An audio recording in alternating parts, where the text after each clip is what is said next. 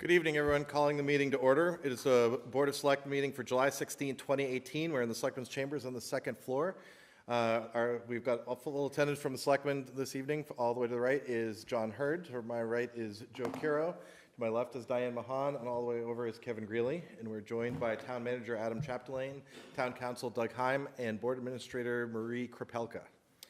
I do have a brief quote today, which is, "You want to be the pebble in the pond that creates the ripple for change."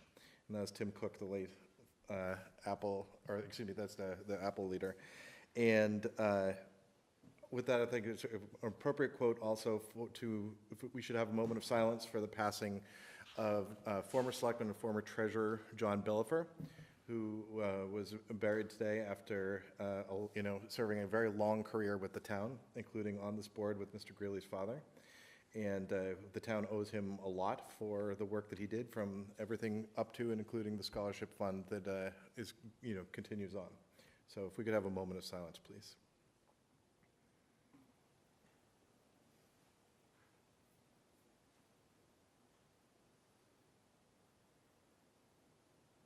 Thank you all. All right, our first item on the agenda is appeal of tree warden decision about a non-removal of a black pine tree in Town Hall garden. We have, is a presentation coming from Tim LeQuive, or was someone else going to be, are you the person who's going to be talking to us? Come on up, please. I forgot to check if somebody else was actually giving the presentation or if you were referenced. Good evening, everyone. I'm Tim LeQuive. I'm the Arlington Town Tree Warden, and again, thank you for putting this on your agenda. So again, the town of Arlington would, with others in town, would like to revamp the Arlington Gardens to the original Homestead Brothers design. Over the years, other invasives were planted or just seeded in by birds or natural animals. So Patsy Kramer, who's leading the team, reached out to me. We took a little walk around the gardens area, and she suggested trees that they would prefer to remove. The majority of the trees were not healthy due to either urban stress, insects, invasive insects, pathogens. So those trees, in my opinion, did not require a tree hearing. But three, in my opinion, did. One was a linden tree, if you're facing the town hall on the right-hand side, a black pine tree on the left-hand side, and then also a large Bradford pear, the back side of Robbins Library. I felt that those trees would require a tree hearing. So we did. On June 4th, we had a tree hearing, and I received some letters from residents that were concerned about the removal of trees, because we did have a number of trees removed in front of Town Hall in the library due to gas leaks, unfortunate, from National Grid, but we were working with those folks for reimbursement for those trees. So my understanding from the community was a crown tree loss from that area, and they would prefer not to continue having tree loss, the canopy tree loss in that area. So we had a tree hearing, and there were several objections. So the folks that were putting the plan together decided to remove two of those objections. The linden is going to stay, and the Bradford pear. So this is the appeal for the black pine tree. Again, I think it's important that everybody knows that public tree hearings are not required for all public shade trees. These are required for trees that are planted in the public right-of-way. That's in between the curb and the sidewalk. The town manager would prefer to have public shade tree hearings for all public shade trees in town, just for anybody, just to speak up and voice their opinions on the tree. I just think that that's just important for all folks to know about. So this is the appeal. It's a healthy tree. Again, it's a pine, so it's not a traditional shade tree, but it is healthy enough to put on a hearing. So this is where we are at this point. So those are just the facts of the tree and the plan. If anybody would like to come up, maybe Patsy Kramer, she could give you a more in-depth aspect of the plan. Thank you. I'm Patsy Kramer. I'm really representing three hats tonight. One is a member of the Garden Club, which is a group that's done a tremendous amount of volunteer labor in the garden. I'm also the event coordinator for the town, and as you know, The garden is used as part of the events that we rent the town hall for. There are many beautiful wedding ceremonies that have taken place there, and it certainly allows us to bring in a substantial amount of money that is then turned into the caretaking of this historic town hall as well as the historic garden. And then I'm also a member of the newly formed group, the Friends of the Town Gardens. And as you know, they are responsible for the CPA grant that is now in the works, with the reflecting pool being dug up and now rebuilt, so that we'll have a very even more beautiful pool and garden that is functional with water that will be able to be returned and kept all the time. So as part of that, as the redoing of the reflecting pool, we also want to restore the garden to what it was originally. So these are the plans that are from the original Olmsted business. These are 1939 plans. They were contracted by the Robbins sisters themselves. And our thinking is that, as you know, the garden, when it was originally built with the town hall, was designed by the Sturgis, who was the architect for town hall, and it was a very formal garden. They were exposed to the beauty of Frederick Law Olmsted's work, which is a much more natural setting, and so that's what they contracted for, was a very beautiful natural setting. As you can see, if you think about the Indian statue in the back, and it's surrounded by beautiful greenery, and then it comes down through the Whipple area and really surrounded by then beautiful flowering trees and shrubs. Well, this was all done in 1939 and planted then. And my take is that we didn't do a very good job of maintaining it, and I would guess that over the years DPW probably wasn't even very much aware of these plans. So that what happened was a lot of invasives grew up, volunteers grew up, and some plantings that, you know, probably they thought, oh, we've got a good buy on this, they're very pretty, let's just stick them in, not consulting the plans. So it is a national garden. It's a beautiful one. And we would really like to restore it to what it was originally. Now, that would mean that it'll look a bit different, that, you know, you have to take out the old stuff, put in some new. It'll be young things that will take a while to grow up, but that's certainly what we want to do. Recently, the Garden Club had a fabulous program that was given by a woman named Cindy, I can't think of her last name, but she's a trustee of the Preservation Society. And she talked about two beautiful gardens that have been restored, the Crane Estate up in the North Shore and Nomkeg, which is in Western Mass. And what she told us was that if you have a mature garden and you don't take care of it and you don't restore it, you lose it. And to be honest with you, we've been on the verge of losing it. The volunteer work that we've done has barely maintained it.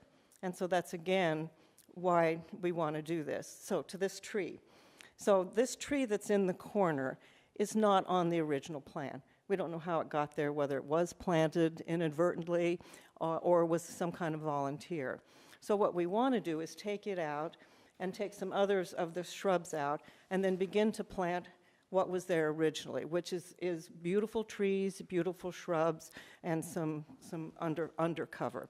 So if we want to be true to what we have as a really beautiful garden, we need to be able to do this kind of work. Cool. Are there any questions from the board before I invite members from up front? Diane? I'm not sure. I just want to make sure. The remaining tree, the only tree that's being appealed is the pine, black pine. And am I correct that, in keeping with the original Olmsted, I don't know if you say topography or plan, that 3 red cedar trees would be planted somewhere in that same area? Then go around the corner. It's right at the corner. Could you, and the 3 would go Patsy, could you come on up to the mic? sorry. Yeah. Yes. So my question was, Yes. is it the black pine that's coming down? And you said yes, and I said, am I reading this correctly, that it would be replaced if we decided to With rule in favor? three trees that are on the original plan that go around the corner. Yeah, well, there's that one. And there are 3 red cedars, and I Yes. know nothing about Yes, trees. right. So if I don't know if that's a... You've done your homework, yeah. All right, I just wanted to make sure I was reading this correctly. Thank you. Did I see John? Yeah, just one quick, so when you said that there was a few trees that were removed due to a gas leak, are those being replaced? Yes. Yes, this is a separate issue, but these trees on Mass Ave, there were actually 13 trees that were removed due to gas leaks. and we're working with National Grid for reimbursement. So they'll have to replace those trees, pay for the cost of the removal and the stump. But that's kind of a separate issue from this. But to answer your question, yes. Any other questions for these two? Okay. Is there anyone here who wanted to speak at the tree hearing? Come on up. Welcome. If you could introduce yourself. Yeah. I'm Joanne Preston. I live at 42 Mystic Lake Drive. I'm a member of the Webb Cowett neighborhood group, and I'm a town meeting member for Precinct 9, which starts on the other side of Mass Ave. I'd like to, I'm going to read parts of this because I know I only do I have only 3 minutes? They just had We ask that you keep it to 3 minutes, yep. But that was longer. Okay. I'd like to object to the removing of the healthy, mature black pine tree located next to Town Hall. I guess it's newly formed Friends of the Robbins Town Gardens have had important leadership in getting money to restore the fountain, and they've apparently, along with the Garden Club, have done a lot of weeding, and we appreciate that. However, the removal of healthy trees outside the scope of the CPA project, I argue, is detrimental to the health and well-being of the Arlington residents, especially given how many trees have been removed in the immediate area. Environmental scientists, and I cite the Journal of Environmental Science and Policy, conclude urban trees are often considered a key strategy for reducing climate change impacts in urban areas. Right here in Arlington, a recent BU study found 3 hot spots, average temperature over 5 degrees higher than the rest of Arlington, related to the absence of trees. Using the online National Tree Benefit Calculator based on zip code, size, species of tree, the black pine tree under consideration reduces carbon by 304 pounds per year. It does so by locking CO2 in its roots and other methods. Since CO2 is the major driver in climate change, the preservation of this tree is very important. The letter submitted by the group opposing the preservation of this tree is confusing to me. We need a much better open and better public process for this, but does not appear to indicate the replacement tree with any plantings that would equal the environmental benefits of this tree for more than 20 years. Remember, they all have to grow up. Nor do we know whether the replacements will survive. The environmental benefits of this tree are especially important because in the immediate area, in just the last several months, I argue it's not a totally separate issue, 11 to 12 street trees right out here have been removed because they were killed by leaking gas. The large shade tree in Uncle Sam's Plaza was killed by the state construction project, and one large tree from Whittemore Park has already been cut down with 4 more to go. In addition, at least one other substantial tree, in quotes, I was told by the assistant town manager, has been removed from the area where the water works are. So in total, there are 18 large trees in this very small area that are gone. I'm not familiar with the Sons of Olmsted that are referred to as the Brothers Plan 1939, but Frederick Law Olmsted was an important early leader in the conservation movement. With all that is known about urban trees and climate change, if he were alive today, I believe Frederick Law Olmsted would be standing beside me to ask you to preserve this important, environmentally important tree. Thank you. Thank you. Is there anyone else here who wants to speak to this tree? Mr. Loretti. Thank you, Mr. Chairman. Chris Loretti, 56 Adams Street. First, I want to thank the town manager for putting this tree before a tree hearing. As was explained, it technically doesn't qualify for one, and I appreciate you doing that. I also appreciate the work of the volunteers. Anyone who goes out in that garden can see that it really needs work. However, I do object to the removal of this tree and more generally of the process itself. And I think people need to understand we're not talking just about this one tree. If that tree comes down, there's a deciduous tree, tall one right next to it, that would have to be removed as well if the roots are going to be removed. There's also, and I find this really ironic, a juniper tree, which is, by all appearances, a red cedar, which is tagged for removal, which is right next to it too. So apparently what the folks want to do is take out a red cedar and put another one in. I think it's important to also look at the history of those trees around this building. The Olmsted brothers used quite a few of them. There were 3 on this corner, they're gone. There were 4 on that corner, only 2 remain, and they're not in very good shape.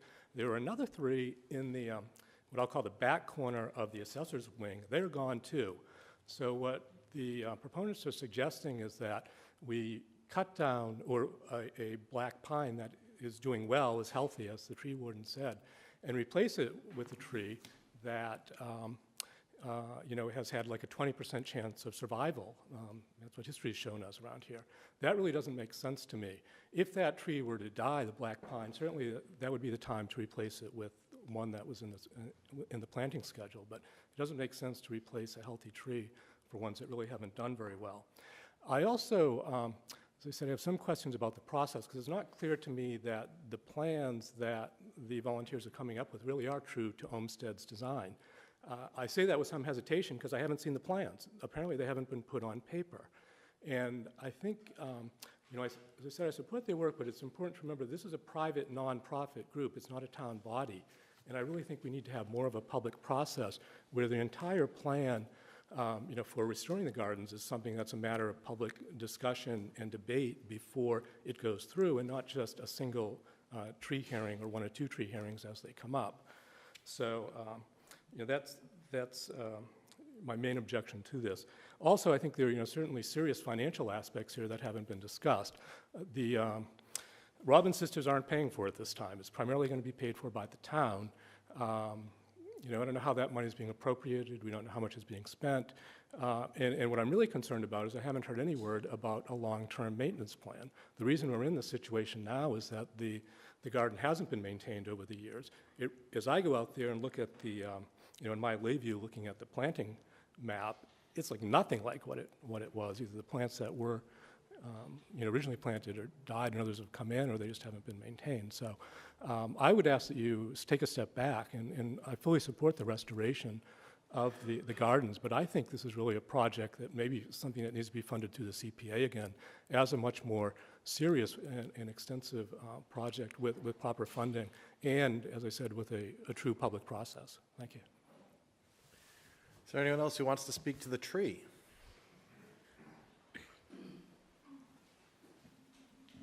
Hi, I'm Christine Harris. I'm the president of the Friends of the Robinstown Gardens. Just a couple quick points that relate to the issues that were brought up. The Olmsted brothers, who were Frederick Law Olmsted's stepson and son, were part of a firm and a culture that followed through on Olmsted's perspective. So the drawing, if you look at drawings of Olmsted Gardens, whether it was Frederick Law or his firm subsequently, they all have a very similar pattern. Secondly, the tree we are taking out will be replaced by some 7 or 8 other trees. I unfortunately didn't make enough maps for everyone in the room to see, but we are going to be replacing a lot of trees along the side of the town hall. And the plan is to basically restore the garden so that 50 years from now, it will be flourishing and doing well. To Mr. Loretti's point about maintenance, we completely agree. The Friends are raising funds not only to fund the replacement of many of these trees, the town is funding some of them, but the Friends are funding many of them. And any tree that is being taken out that is healthy will not be replaced by a tree that is paid for by town funds. That will be paid for by our group. Secondly, the Friends are raising funds to create a maintenance fund to keep this garden going in perpetuity so that 20, 30, 40 years from now, we're not back where we are now, wondering what to do with a garden that has gone because we could not find a way to maintain it. So maintenance is actually one of our first priorities. We have a website, Friends of the Robinstown Gardens, that has the history. It also has all the plans. It has all the planting lists. It has the maps. And any other questions that people have probably could start by being answered there, but I'd be glad to answer any other ones. Thank you. Anyone else here to speak to the tree? Further discussion, Mr. Greeley. Could I ask a couple questions, Patsy or Christine? Yep, sure. So, I'm colorblind, so I can't figure this out. It's hard, it's What I'm hard. looking at. Can I assume you want to do this for the entire area, not just alongside Town Hall? Project number 1 is alongside Town Hall. Right, The plan is to restore the entire garden. okay. And there are different sections of the garden. Some are more formal, some are more informal. Like around the Indian, it's more informal. The grotto area Right. is more woodland-like. Right. But the plan, we have a maintenance plan for the garden itself. Actually, it's being created by a historian. And we also have divided the garden up into sections. Each section has a plant list, and we are doing work as we go, one by one, to determine what needs to be replaced, what is there, what is not there, and figuring out what's the appropriate way to handle it now, given that we're not in 1938. So some things might do better if they were dwarf varieties. We're looking at restored gardens to see how they've handled it, how they've adapted their plan to be true to the spirit of what was done, but not too literal in terms of planting. So does that answer your question? Yes, and I really should have started with thank you very much, because the beauty that is out there is because of you and the work you've done volunteering with Patsy and the rest of your group. But my question is this, since this tree is in contention, and I just hate going against our tree warden, is it possible for us to do other areas and leave that tree alone for a while? And because sometimes projects start where we hope to fundraise and pay for them, but not always do we bring in all of the fundraising we would like. I don't doubt you at all, and Actually, we funded this part of the project. If we had to do another area, we'd have to recost out every single plant that would have to go in there. and you don't have those plans yet. No, we have not costed out other areas, no. What we wanted to do was to do a demonstration project, to show people, one, that we are capable of doing this, that this is what it would look like, to give people a sense of what a restored garden would look like. Right. And we've had a lot of donations from people in the community who are invested in seeing this garden restored. So we wanted to have them see that we were actually doing something. If I may, one more question. Sure, of if course. you don't- It's your meeting. Let's say we do support the removal of this tree tonight. When is this project done? You say you have it all? The planting at the side of Town Hall would be done within a month and a half. Oh, okay. Thank you. Thank you, Mr. Chairman. Just as a point of reference, so people know what we're looking at, the plan that you're referencing has 5 trees to be removed and 17 to be installed. So I thought that would, just good for people to know. Is there a way we could put that up on the, I don't know how the cameras work. Yeah, unfortunately, not really. No, okay, sorry. I had 2 questions. The first one might be a naive question. For me? I think Okay. this is possibly for Mr. LaCleve and/or the town manager. Is it feasible to move this tree to another public area? In my opinion, probably not, just because there's so many other trees and vegetation around that. And it is very close to the foundation. So again, for every inch of tree, DBH, you need 10 inches of root. So this tree is 14 inches, so it would require 140 inches. And then again, if you divide that 140 inches in half, that gives you the root ball. Yeah, So that's about 70 inches. yeah. So that, you would have to create 70 inches, pick the tree up, move it, and then just a tree that size would be very difficult to sustain moving forward. Just, it's so large. If it was something more of an 8 to maybe 10-inch DBH, you might have a really good chance, but this just being so large, my feeling is you're just not gonna have enough massive root ball to move that tree and to keep it alive. Okay, thanks. And I have one more question. We were given a statistic that the trees that are slated to be placed in there only have a 20% survival rate. How realistic is that? Yeah, I'm really not too sure about that. Each tree is a little different. The genetics of each plant is a little different. The nurseries they come. In my experience, most trees that are planted usually have a good 80 to 90% survival rate, depending on placement and care. Obviously, it's never a guarantee. You can't guarantee a tree planting, but as long as you do the best that you can and you do your homework on it and you really prepare the plant for moving and for planting and an aftercare program, it's really, in my opinion, in my experience, you have really great success keeping trees alive, especially in a garden area. It's a little bit different with trees in the public right-of-way, depleted soils, a lot of salt, gas leaks, overhead, underground utilities. But in a park area where there's really nice lawn area, irrigation, really organic soil, they have a better chance. So my opinion, more 80 to 90%. Great, thank you.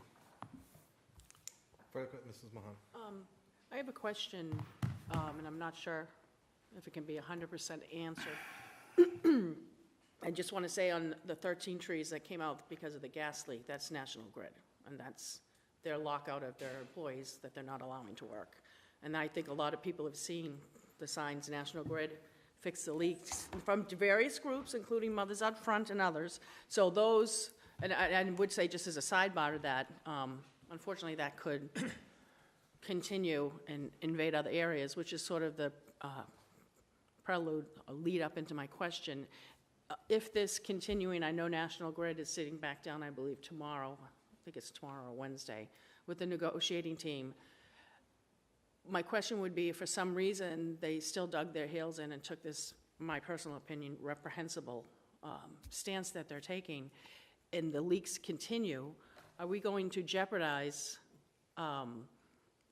the work that's planned to go on in the garden if these leaks, number one, are continuing, and possibly could they spread into the garden, thereby, you know, and/or is there at some point that maybe this should be monitored to say, if this is an issue we need to be concerned about, it may unfortunately have to delay some of the plantings that we want to do or any other landscaping, because who wants to throw out good money into bad? Or am I just being overly paranoid? I can answer that question. I'm on the gas leak task force with the town manager, Mothers Out Front, the town engineering, and others. And we've actually were able to get a gas leak sniffer device. This device I bring with me, and I can check gas leaks. So over the last several weeks, I've been checking all the gas leaks out in front of Town Hall and on the gardens that you speak of. So I started down on the other side of the wall, Town Hall Gardens, from the library all the way up to all the way up to Academy Street. And on the other side of the wall in the gardens, I did not detect any gas, to answer your question. I did detect gas on the other side, on the street, unfortunately. But we can discuss that as we move forward. Well, it sounds like you and the manager are monitoring this, as well as the garden club and others. But I just wanted to make sure that if this issue is not resolved and it goes on, obviously you're telling me not only you are aware of this, you have some sort of backup plan that unfortunately this may stall some parts of the plantings that we want to do. Okay, I just wanted to make sure. And unless someone wants to make a motion, or I will. I just want to say, I've only once not agreed with Mr. LaQuive, our tree warden, when he's come in, because I take all of our department heads and our professionals that we ask them to go out and do their job and spend the extra time and have public hearings. The only other time, my first time not agreeing was on Higgins Street, and Clarissa Rowe was on the board also, and I kind of spoke to Tim beforehand to say, please, but on this particular appeal, recognizing it was 3, we're down to the 1, recognizing everyone has a handle and knowledge of the National Grid issue, I would make a motion to approve the appeal to remove the black pine tree as requested, the caveat being what you plan to replace there, as well as monitor the situation to make sure we don't put it in at the wrong time. I would second that. A motion and a second. Discussion.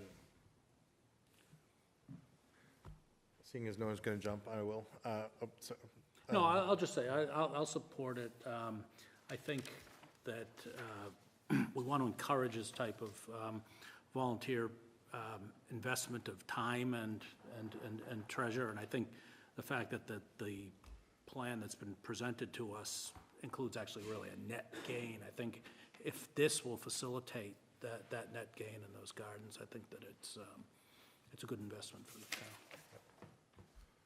My comment is very similar, that I don't think of this as disagreeing with the tree warden. The tree warden is doing exactly his job, and I think we're doing ours, which is to say, this is a good plan, and there's a good, where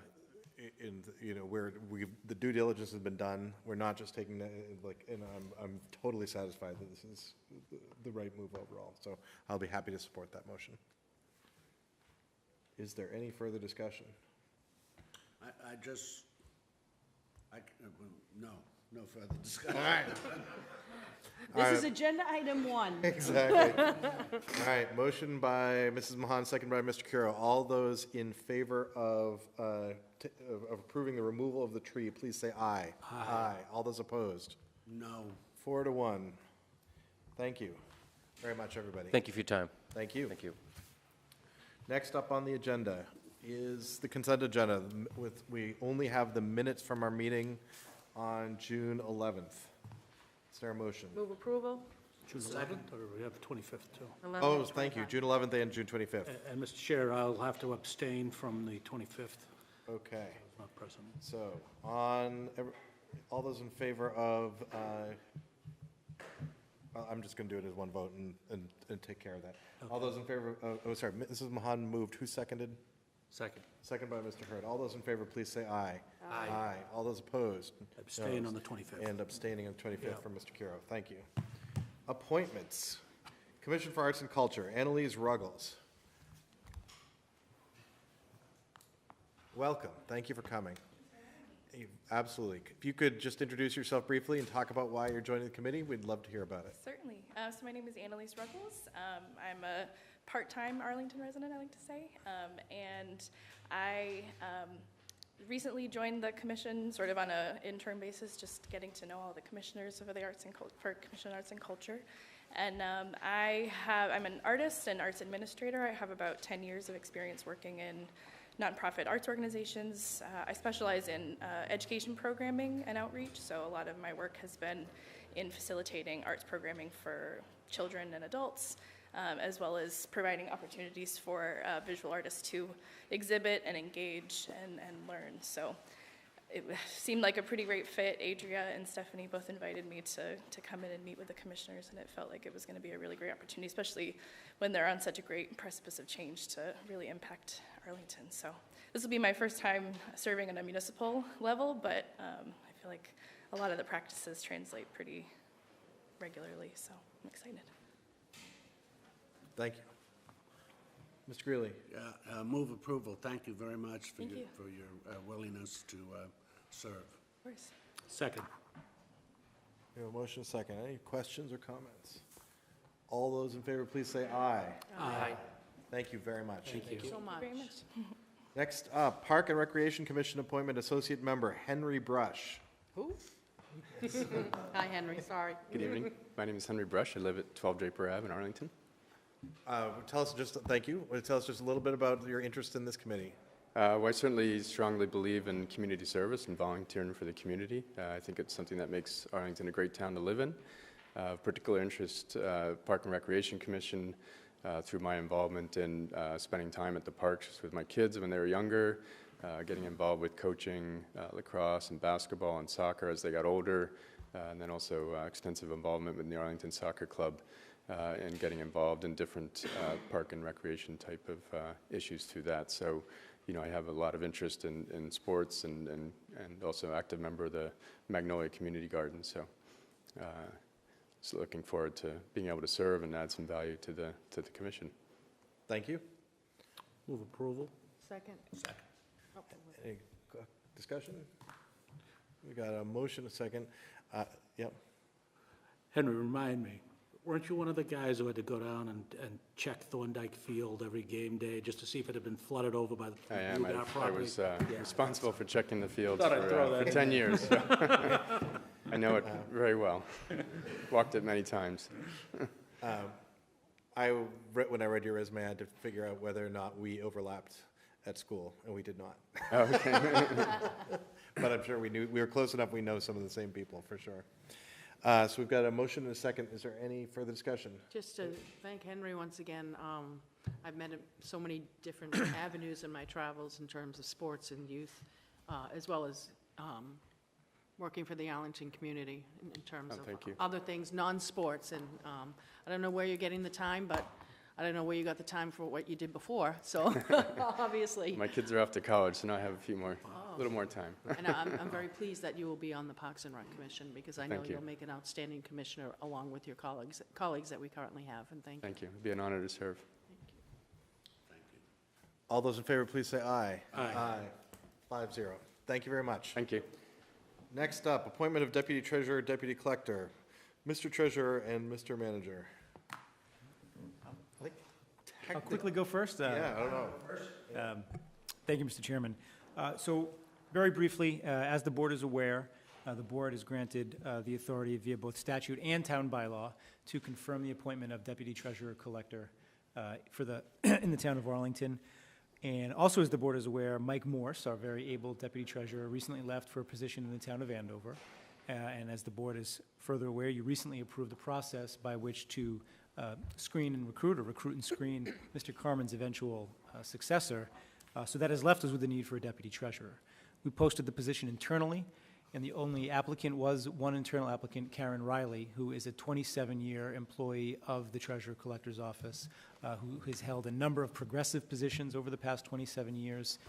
Most recently has held the title of cash manager, but with the reorganization of the Treasurer Collector's Office and the Finance Department in general, for the better part of the last year has really operated to a great capacity as Deputy Treasurer, as Mike Morris was acting in an enhanced capacity under Mr. Carmen's guidance as Treasurer. Karen had stepped up and has served very ably in the role of Deputy Treasurer Collector. So I know I'm confident recommending, I don't want to speak for Mr. Carmen, but I believe he's very confident recommending. Sandy Pooler, who's here tonight, is confident recommending, and I'm confident that Mike Morse would also sing Karen's praises and very willfully recommend her. So we're asking for the board's appointment of Karen Riley as Deputy Treasurer Collector tonight. Adam summarized it very well. What I will add, just to fill in some color on this, is if you recall, after I was elected, I came here the next meeting and asked you to approve a memorandum of understanding that would make Mike the department head, and we were going to move forward. Once that was approved by the Board of Selectmen, Mike then had a memorandum of understanding with Karen in the union representing her for her to serve out of grade as the deputy treasurer. So she has done a fantastic job over the last year. And she's in the back, so you can bring her up and embarrass her because she doesn't like public meetings and being on camera. But I think where this is a huge win for this path that we've set and we're moving forward on is with a professional treasurer, with a consolidated finance department. This is the first time in a long time that one of the ground troops who does the work every day is going to get promoted into a deputy leadership position. So I think this is big. I mean, we talked about this when we were talking about creating a professional treasurer position in a consolidated finance department, is that people can advance in their careers versus Arlington being a stop, or you're just stuck once you show up here. So like Adam said, I recommend it with full support. Mike Morse, I was talking to him a couple weeks ago. He recommends it with full support. I know Sandy does behind me, and we're really excited for this. Move approval? Second. Any questions? I'm inclined to bring the candidate up unless there's questions. Have to grill her, but I support Well, no, her. I just want to say, and I do appreciate the fact that I know Dean's also had to work with the SCIU in terms of this most recent, I think, 15 months working out of her grade, as well as we all know all the employees in the different town departments. And I can tell you, in my personal opinion, she's also in the past, at various times for, unofficially sort of served as the deputy town treasurer. So I'm thrilled that someone who basically knows it from nuts to bolts, who's been doing the job, has the experience, is willing to. Actually, she's been doing it anyway, so we're now finally going to recognize her appropriately in terms of what her title is and all her official duties are. So I want to thank the treasurer and the town manager and the deputy town manager, Sandy Pooler, and others for looking at and credentialing and going through and coming up with this candidate who's more than the best fit for it. And thank you to Ms. Riley. Ms. Riley, can we put you on the spot?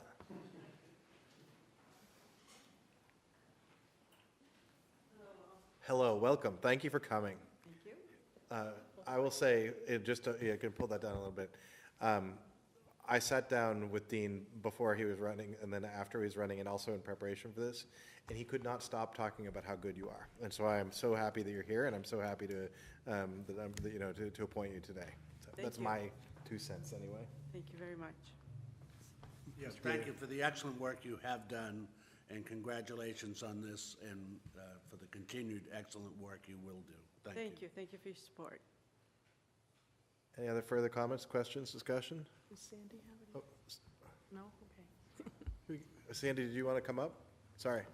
Come on up, Sandy. You have to. Thank you. No, I think he was just showing that he stands behind her. Yeah, I hadn't actually, I hadn't. In the State House, they taught me, if you have the vote, stop talking.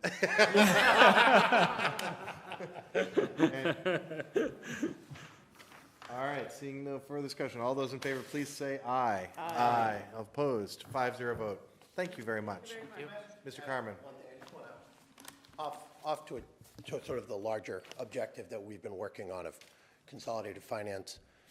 Over the last 15 months, so when I came up with this, when I announced this vision of saying we're going to consolidate, we're going to do this, you guys all joined on board. On paper, it seems like a really easy thing. In practice, it's also been a really easy thing, but it shouldn't have been. But where we lucked out, and I want to highlight this, is our Director of HR, Karen Malloy, is fantastic. She is awesome, and she's unbelievable. And I want to highlight that because I never thought about, you sort of think these things up, and you're like, okay, so I'm going to have Mike work as a department head, I'm going to Karen work as the deputy, the unions are going to buy into it, 15 months later we're going to transition, it's going to be great, right? But that could have all just blown up pretty quickly if there was lack of respect between the town and the unions and the people supporting it. And where I really came to appreciate the great work that Karen Malloy does for this town is whether it was right away shepherding through the process, having opening dialogue and communication, keeping a channel open through this path, and even till now, not like, so the bylaw says as treasurer, I can just come to the Board of Selectmen, I can just do what I want, and I can put a nominee up. And I told Karen that. I said, well, the bylaw says I can do it, so I'm just going to do it. And she said, okay, that's great. So I'm going to schedule a meeting with the union, and we're going to make sure they're still on board with this path and that we have a good relationship. And I said, right, that's exactly what we're going to do. And so I just want to point that out because this process has been very easy because of a lot of the work that our Director of Human Resources has done, both in this process and as a person who has tremendous credibility with everybody who works for the town. I mean, when Karen speaks to them, they know she's honest, they know she's not pulling anything back, and they know, they can trust her in everything. And it was huge. So I just felt that should be noted. Thank you. Thank you. Yeah. All right. Next up. Did we vote it? We did. Oh, we did? We did, Oh, and then he, I didn't even and hear. then he gave us a That's right. postscript. Okay, sorry. Which I appreciate. Thank you. Food vendor license, Domino's Pizza, Aslan Zada. Zada? Zada. Either way. I bet you. Not perfectly, though. Good evening, ladies and gentlemen. Welcome. Thank you so much for having me. It's my absolute pleasure and an honor to meet you guys. My name is Aslan. I'm the new owner of Domino's Pizza right down the street. We've been there for over 20 years. I'm not changing anything. The hours are the same. Believe it or not, the employees, I have a couple of guys that's been there 15, 20 years. They're all the same. I'm just taking over. Yeah, and hopefully providing a better service. Okay. Great. Move approve, second, Mr. Quiroz. Motion. Any questions? Just want to say thank you for choosing to run, to take over and Yeah, absolutely. I love manage this Arlington. I grew up in Domino's and- Lexington next door, but Oh, so I'm very familiar with Arlington. I love Arlington. lots of people are beautiful really town. in love with the Domino's here in Yeah, Arlington, so absolutely. I'm glad you're continuing. One thing I love, we don't change our prices. Our prices are you can look it up anywhere. We're the cheapest around. Most affordable as far as food goes. Yeah. Okay. Thank you so much. Mr. Greeley. Well, I don't know him that well yet. We're going to be very close because my son calls Domino's at least twice, if not 3 times a He week. should work there. What is he doing? He can get the discount. Get the discount, yeah. Let's stop at, he should work.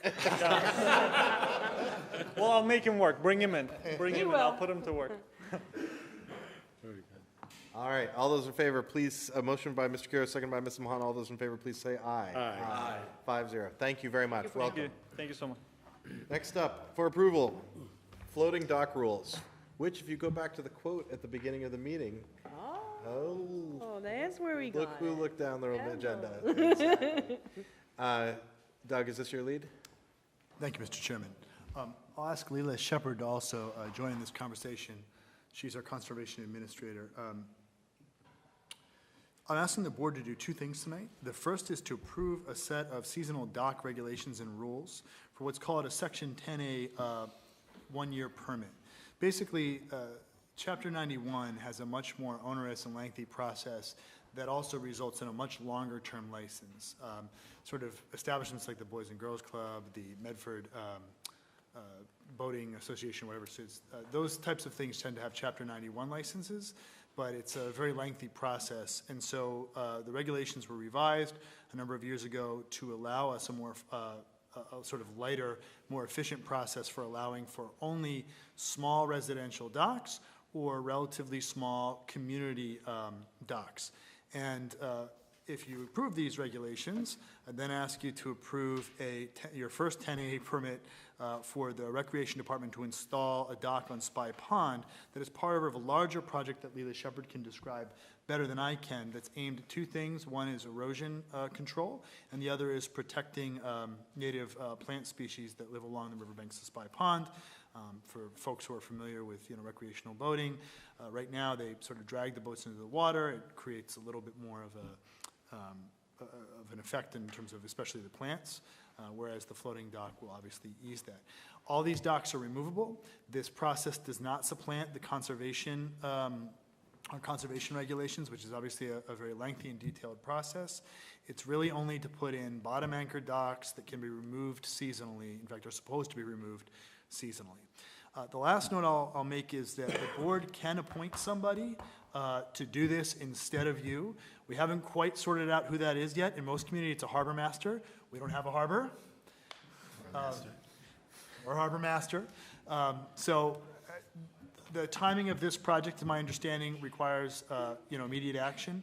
But in the long run, once we sort of have an opportunity to really dig into what department might best be in charge of this type of process, we can ask the selectmen to appoint somebody to essentially handle these licenses. I don't know about you all, but I think that Marie would be a fantastic harbor master. Commodore. He'll get her a lighthouse or the Spy Pond. All right. No. Second.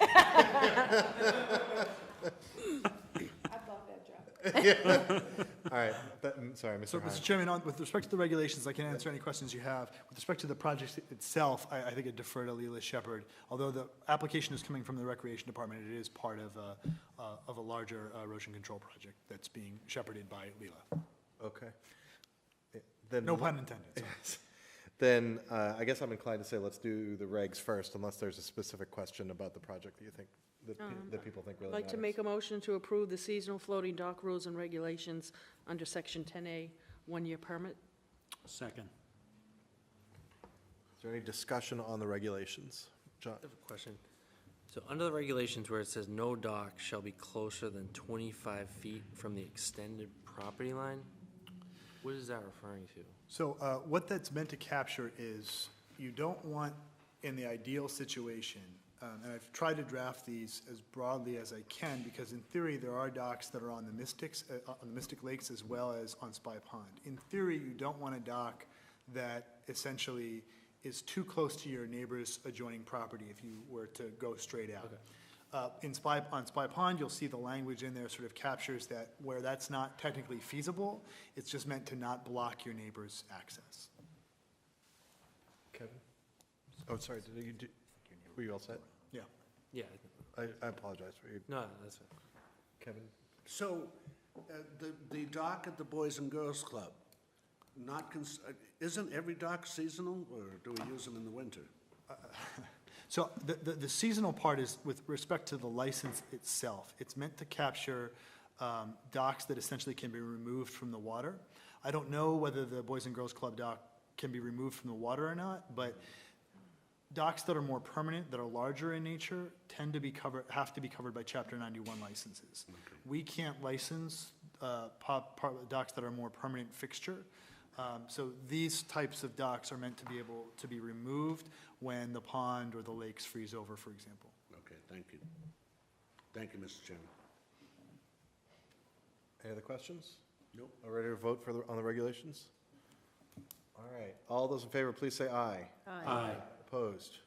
All right, that was a motion by Mrs. Mahan, seconded by Mr. Kuro, 5-0. All right, so now let's talk about the specific permit for Spy Pond. So moved. Second. We have a motion and a second. Are there questions about the specific dock here? Do we want to? Yeah. I don't know. She's got the votes. She should keep her mouth. Yeah.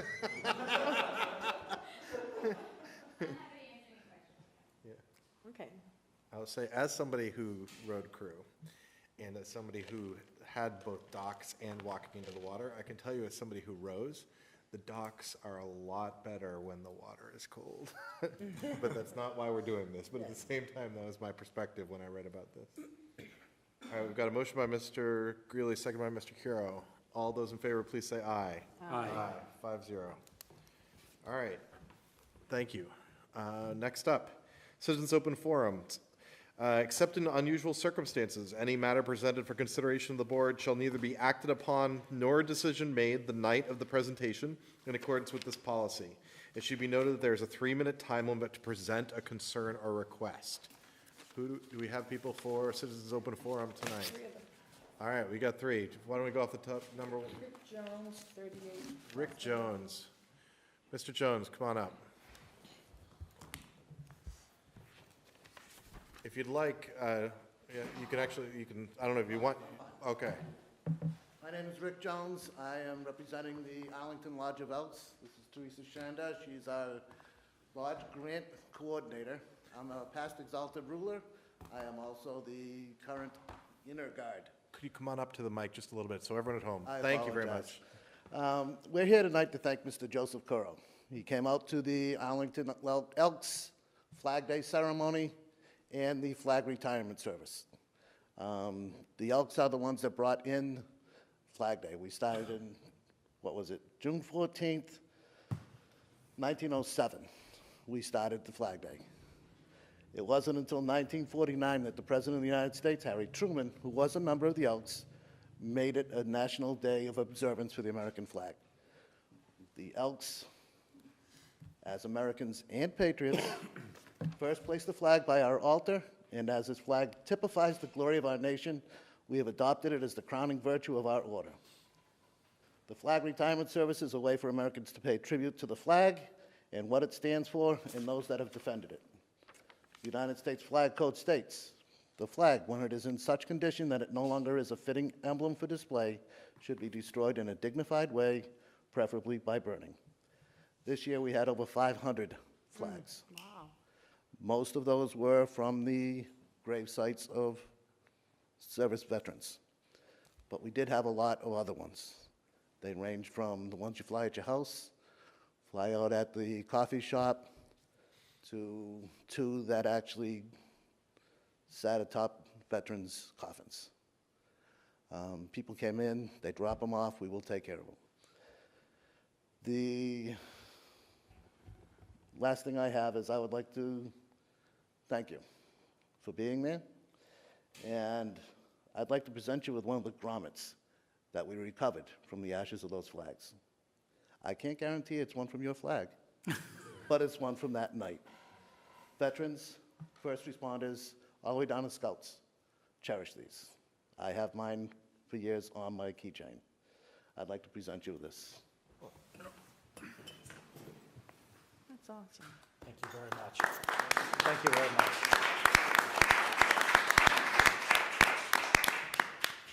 Thank you for your time. Thank you very much. Thank you. Is it appropriate to say? Yeah, absolutely. I just want to say thank you very, very much. the service was very moving and just filled with history and with tradition. I really appreciated the opportunity, and I appreciated the respectful way in which you made it possible to retire the flags. And I did bring down my flag from in front of my home, which was worn, and so, thank you very much. So, I like to think that this might be the grommet, so thank you so much. We do that every Flag Day, July 14th, they'll always be there. If we have a flag retirement box now, so if anybody has one, bring it on down, we'll take care of it for you. All right? Thank you. Thank you. Thank you. Marie, who do we got next?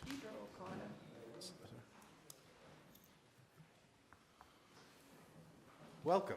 If you could introduce yourself and... I'm Deirdre O'Connor. I live on Jeffrey Road in Arlington, and I'm here as a concerned citizen. I'm a mom and a daughter of elderly parents that live in Arlington, and it's been well publicized, the gas leaks that are happening everywhere, and I would encourage the board to take a stand with National Grid to end the lockout of their qualified workers. And put their workers back to work so they can take care of public safety. We've seen what happens with gas leaks in homes, residential homes blowing up. It's natural gas is an explosive. You need qualified workers to take care of leaks that happen. And I hope that the board will see to it to take a stand with National Grid, as other municipalities have done, to put their workers back to work for the public safety. Thank you. Thank you. Thank you. The other one is Julianne Preston now. I don't know if she wants to get up here. I don't see... Does anyone else want to get up? Yeah, I'll get there. Oh. I don't see Ms. Preston here anymore. Yeah, okay. Oh, there's more on the list. And Matt Ginn from 101 White Street. Welcome. How you doing? Two of you at once. Go for it. If you could just introduce yourself. My name's John Brohall, 101 Wright Street. I work for National Grid. I am one of the union employees that are locked out. You could just speak into the mic. We're, yeah. I'm Matt Den. All right. Just whoever's talking into the mic. That's all I ask. Thank you. I'm Matt Den. I'm John's nephew. I also work at National Grid. Welcome. We're just here seeking that you guys can call to vote a moratorium on the gas company, doing any new work, not emergencies, just new work. There's a lot of inexperienced workers working right now that are non-union, and they have proven themselves over the last few weeks of how incapable they are of even finding gas leaks and taking care of them. There was one down in Malden on Commercial Street. It took them 6 days to finally maybe fix the gas leak.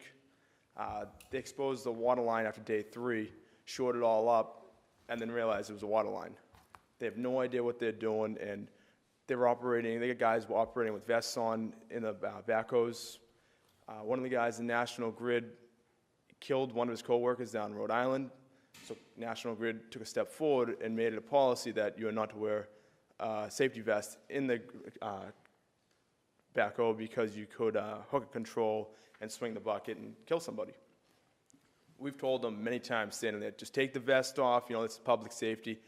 They give you the middle finger and they keep doing what they're doing. Then they block what they're doing with the backhoe, that in holes over their head. Very unsafe situation. So would like you guys to take, step forward. Malden, Medford, Braintree, Haverhill, Lowell, Boston, and Somerville all have moratoriums in place right now, not allowing the gas company to do any new work. This is Braintree's moratorium. I have a, this is what Braintree came up with, if I can just pass this out, Sure, just so please. it's something that, we can just look at. Obviously, it's Braintree, not. Thank you. There's many videos we could send you if you want to see just how incapable they are of the work they're doing. Thank you.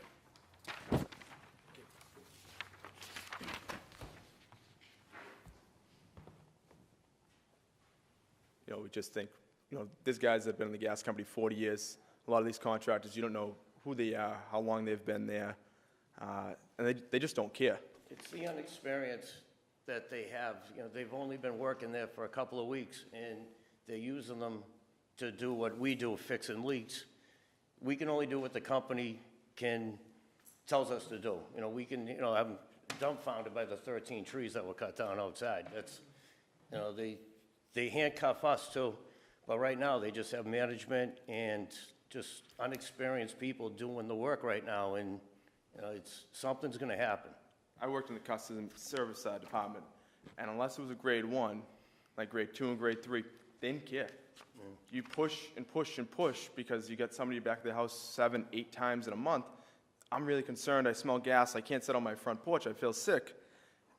And you bring it back and they're like, sorry, it's not in the budget. We can't do that right now. And it's even worse now because it's non-experienced workers that are out there. That it's bad. They cut medical insurance for us after 4 days. There's some members that 3-year-old, one of them has a tumor.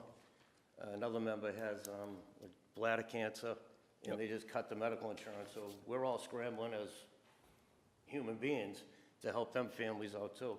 It's the public safety part of it that's really, you know, it's got me concerned, and I'm glad I don't have gas at my house. So we're hoping you can call this an unusual situation and call for a vote and you know, get them shut down until we're back to work. Okay. Thank you. Thank you very much. Mrs. Mahan? What I'd like to do is, pro forma anyways, we do receive this document that we received here tonight, and I would like to join with the other cities and towns, this is going all across the state, to adopt a resolution basically with the import of public safety, that we're not saying that National Grid cannot respond to emergency gas leaks. I won't go into questioning what workers they're responding with, but I think it's really important that, and I know Senator Barbara L'Italian is circulating amongst her colleagues as well as the representatives at the State House. They're signing on to a letter to go to the governor to ask him to intervene, but to also say no work by the current management and fill-in National Grid employees until this is somehow resolved. I do know there's negotiations coming up either tomorrow or the next day.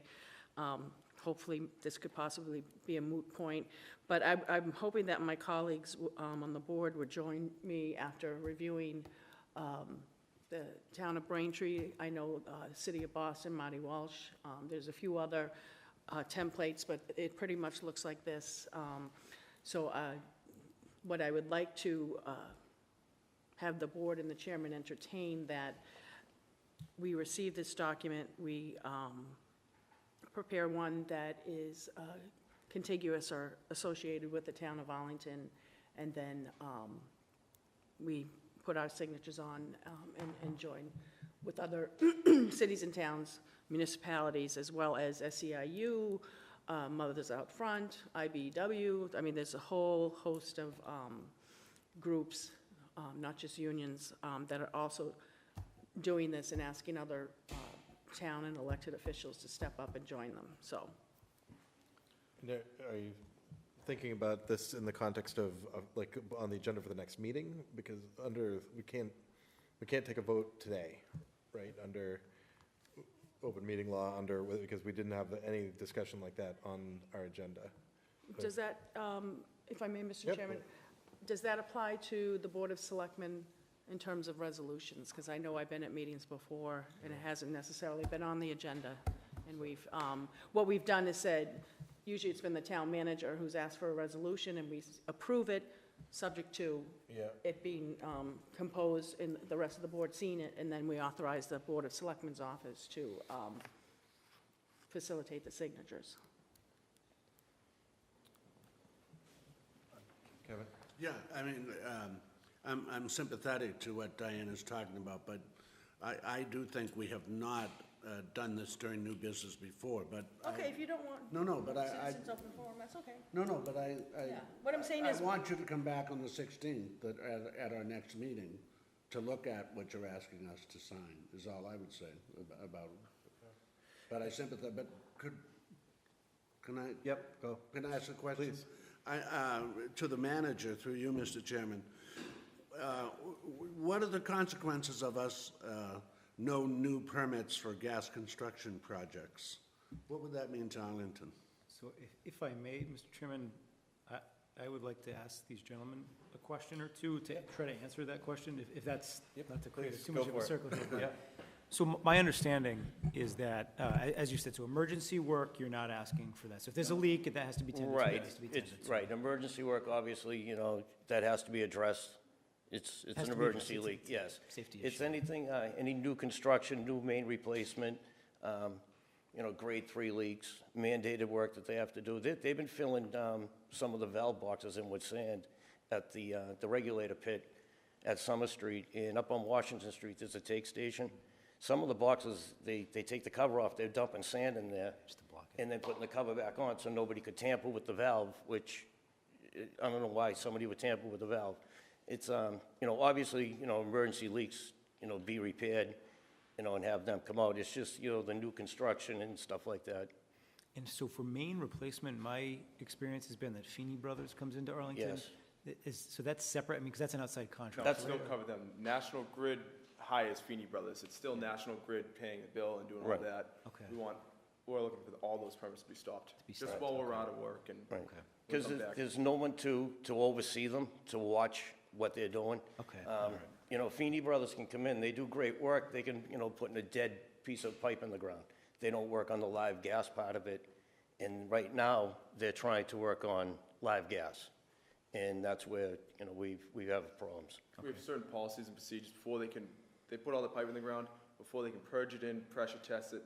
We have inspectors that are out of work right now because of this lockout. There's no one watching. There's no one watching them. Right. When you don't watch them, they tend to cut corners because they want to make more money. The faster they get the pipe in the ground, the faster they make their check, the more money they make. So if there's no one watching them, they want to just get as much down as they can. So I think the best I can answer your question, Mr. Grilli, is absent there being thank you very much, by the way, a grant of location request. It doesn't strike me as though there's service impacts by this board taking a position, because this is replacement work that would be scheduled and done at some point. There may be leaks being fixed via that replacement work, but again, unless the board was actively rejecting a grant of location for a new service to be laid, which is not, I think you're asking that the board not make further grants of location at this time, but there's no grants of location before the board right now. So I think in terms of citizen impact, if work was to be stopped, I am not seeing what that immediate impact would be. Could I just? So, you know, there's a number of new homes under construction. If they wanted to bring gas into that new home, that would be new. That would be a new permit. Yeah. So no, they couldn't do that. But there's no one to inspect. Sorry. No, you guys. Yeah, we got, I'll ask you, All right, okay, thanks. Yeah, no, so that would be covered, yeah. Joe? So, if I understand, then, as far as grants of location, we could just kind of informally ask that the chair not put any on the agenda until we have a resolution that we can vote on, and, you know, consistent with open meeting law and all of that. That's fine. Yeah. So because I'm sympathetic to this as well, and I think I personally would just ask the chair not place any grants of location onto our agenda if we can prevent that. Yeah. Until we've taken action on resolution. Further suggestion, Mr. Chair, if I may. So we are meeting next Thursday evening for the goal-setting session. This would be a little unorthodox, but perhaps we could have an agenda posted to meet here just shortly before that goal-setting meeting and then reconvene for the goal-setting session if, you know, so we could act faster than the next scheduled meeting if it was the board's will. Okay. We've done that before on the Saturday morning meetings, but now, since they're not Saturday, they're Thursday, so. I'm a lot more comfortable with that. I than am talking too, about- and Okay. if I could ask my colleagues, what I would anticipate doing is emailing to Mrs. Grapelka and Attorney Hyman, Town Manager Chapdelaine, the town of Braintree, as well as the city of Boston, and perhaps one other, like Lowell or something, and ask for them, working with the chair, to sort of coordinate. And I'd be happy to help too. But I think it's going to be relatively easy, but there may be things that, you know, yourself or the town manager, Attorney Hyman, say that's really not germane. And I agree with, and thank the chair in terms of not placing any. Okay. So no votes tonight, which is our policy, but we will, we've heard you. Okay. All right. Thank you. Anybody else? Okay. Is there anybody else here for open forum this evening? All right, citizens open forum is closed. Excuse me. Traffic rules and order, James Street. John Griffin and Residence, Part 2. Start with Mr. Heim, who gave us a memo, which we read. Is there anything else or that you want to weigh in on at the moment? The only thing I'd like to say, Mr. Chairman, is I'd like to maybe communicate to the public a way that we haven't traditionally talked about public and private ways, because so often what ends up sort of dominating the discussion of it is what's the benefit to living on a private way versus a public way? And I hope one of the things that becomes clear from this memo is that private ways and public ways weren't laid out based on what the benefit was going to be to people in Arlington today. They were, private ways in particular, were a function of essentially the development of what used to probably be large tracts of land that were subdivided, and a roadway was created to access it. And for any number of reasons, that roadway may not have been either designed or built to public way standards. For example, usually there's no drainage, obviously there's no sidewalks on most private ways, width would be different and things of that nature. So a lot of the rights and responsibilities that flow from private ways, including some of the advantages with respect to things like overnight parking, were not a calculus that was necessarily made to say this will be the advantage of me living on a private way, or this is the advantage of me living on a public way. It flows from the way that these streets were essentially developed at those differing times. So that's I guess what I would add, unless members of the board have specific questions or comments about it. I've more or less confirmed our sort of longstanding position that private way repairs are generally something that private way residents are responsible for, and that the town has adopted the 2 statutory means by which it can assist private way residents. The first being plowing private ways, which took an active town meeting and voters, and then the second of which is what we call a betterment bylaw, but in reality is a temporary repair bylaw where the selectmen the select board at its discretion can essentially help in the financing of improvements to private ways, but doesn't actually just pay for the private way repairs itself. So those are the summary of my findings. Mr. Griffin. Yeah, again, I'm John Griffin, 38 James Street. You guys know I'm here regarding the petition. Thank you very much for considering this a second time. I really just have 2 follow-up questions, if I may. One was, I think at our last meeting, the big takeaway question, the big unresolved question was who is responsible to the public for use of the public way, the private way. So you have a private way that the public is using. Who's responsible to the public, the guy driving down the street? And I considered your comments from the last meeting, and I read your memo. And obviously, I think, no surprise, the memo concludes that the homeowner is responsible. It's right there on, I think, page 3. Private way residents are responsible for maintaining their ways and may be liable for failure to do so. Now, again, I only have 2 questions, so don't. If you go to footnote 6, it says, for example, the well-established principle is that the duty of maintaining an easement rests upon the holder of the easement. So the holder of the easement in that situation would be the public. Like if I own a patch of woods and you have an easement to come through the woods, you would be responsible to maintain the path. If it gets all grown over, then it's not my problem. So similarly, if the holder of the easement, i.e. the person bouncing down my street, he doesn't maintain the property, it's really not the owner of the property, i.e. me. It's not his problem. So I don't feel like that question is fully resolved.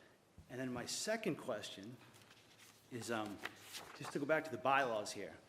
I think the bylaws are a pretty good solution. I think they were passed back in 1994. We're not the first ones to address this. We're not the first generation to see this. Obviously, they were, 20, 30 years ago, they were looking at the same questions. They passed these bylaws. I think they're pretty good. The board may vote to direct the town manager to make temporary repairs to private ways, including filling potholes. The Board of Selectmen shall consider any private way or portion thereof for repairs after having been petitioned to do so. The board shall consider these 5 criteria. So I'm just really asking for the selectmen to follow what's outlined in the bylaws, which I think is pretty decent. So with that, after, further discussion and deliberation, I'd just like to hear maybe how you apply this criteria, which is in the bylaws, to the current situation. Can I? Thank you. Diane? I would say sometimes it's that one little word. The reference cited says the board may, the board may, the board may. It does not say the board shall. And unless Attorney Heim wants to. And sorry. I was also going to say, so I'm pulling it up right now, and I don't have it open right now. Mr. Chairman, if I may have the answer to where you and Ms. Mahana are probably going with this. The piece of it that I think that's maybe not in dispute, but is Section 6 of the bylaw, which is the assessment of costs. It's not that the town won't do these things. It's that the town is essentially financing through what's essentially a low-interest loan. That's the way the betterment works. I think if folks read this memo, what you'll see is that we're not permitted to spend money on private ways. What we're permitted to do is essentially forward to help meet the cost of private ways by putting it on tax bills over a longer period of time, so people aren't paying the entire cost of temporary repairs. Now, we've also revised the bylaw to allow us to make temporary repairs that don't necessarily cost residents anything, but for the very limited purpose of ensuring emergency vehicle access. And if I may speak briefly to the gentleman's first sort of question, the easement holder in that instance is, I'd ask folks when you take a look at this to recall that a private way, a statutory private way, was approved by a board of survey that essentially gave the folks who are the easement holders, the people accessing the properties living on that private way. And it can get particularly complicated because there can be dominant and subservient easement holders, but those are the easement holders that they're referencing. And the general rule of tort law, which is like a tort law 101, is that if you have the duty to take care of something, you're the person or persons who are liable for not taking care of it. So the idea with public ways is that we have the undisputed duty to take care of all public ways. And if there's a problem with those public ways and someone gets hurt on it, we're liable. I can't give legal advice to individual town residents. You may have a circumstance in your private way that is either different or more complicated than what's presented in here. On many private ways, the ownership right that folks have is via operation of the derelict fee statute, which essentially means that absent a clear deed, nobody has a clear deed to that property, the actual roadway itself, and so owners are presumed to own to the center line of the road. So that may not be the case in all private ways. I don't know what every private way in Arlington is like, and it is certainly possible that different private ways have different constructions. It is feasible, as I noted with the true private ways, there are private ways where that property that the roadway is on is owned outright by somebody. I can only recommend that if people have questions and concerns about it, that you can contact your homeowner's insurance, who will usually give you a direct answer about whether or not your policy is meant to cover that. And usually those folks are the ones who are most aware whenever somebody buys a property and gets a mortgage on it, those folks will do the research to make sure that your policy covers what it's supposed to be covering. So I can't, again, your situation may be different, but in general, the principle of law is that the town is not responsible for these ways. Courts would say that somebody's responsible for these ways, and whoever is supposed to be taking care of them are the people that I'm just trying to suggest in as friendly of a fashion possible would likely bear the responsibility. It may well be that the individual circumstances of any given private way are different, but I think I'm confident that this is the general state of the law. I'm sorry for the long-winded explanation. Okay.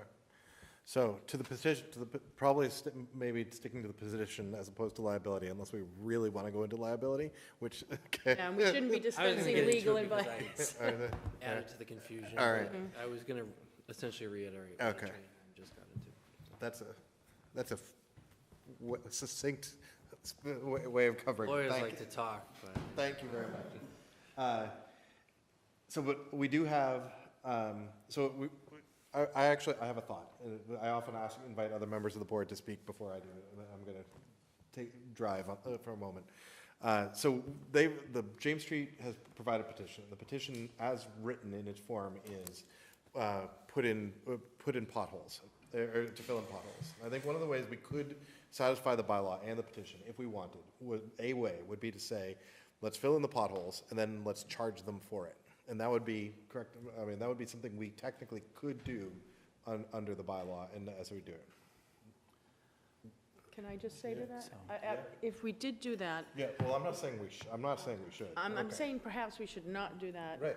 Well, because we're going to have every. Yeah, hang on. Then let me keep going. Okay. I just want to make sure. Yeah. It's like, I think we're talking too much about this instead of just saying to the gentleman at the microphone, we heard your point. Town council rendered the law and interpreted as we have in previous selectmen, and But it is but what it is, but that is what it is what I'm. Yeah. We got a petition. We're going to answer to it. We should answer the petition. So one way to answer the petition is to say yes, which I don't think we should do. We should say if we're going to get involved in this private way, I think we should be getting involved because we're helping with a more permanent and broader solution. I don't want to help with the pieces of the pothole because I don't think it's an effective use of our time or the administration thereof.